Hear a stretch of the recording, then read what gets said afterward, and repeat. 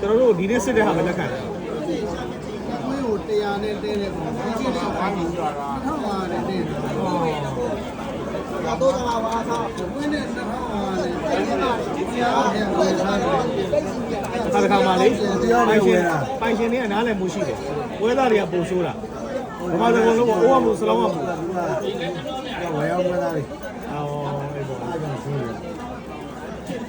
ဒီတရားနဲ့ပိုင်ရမှာဒီတဲ့ခေါက်က 2000ကျော်ဖို့ နဲ့ခွန်ရနဲ့ရောင်းလာဘူးတရားကျန်တဲ့ပုံစံတော့ကျွတ်လာနေတယ်လေဒီအလောက်တော့တော်တော်များဘာလာလဲလည်းလည်းရာဘူးဘူးဒီအိုင်းနဲ့ပြောဘူးခေါ်ပြီးတော့အနေနဲ့ရဲ့ကွာမဆောင်နိုင်ရဲ့ကွာကြက်သားရဲ့ကွာ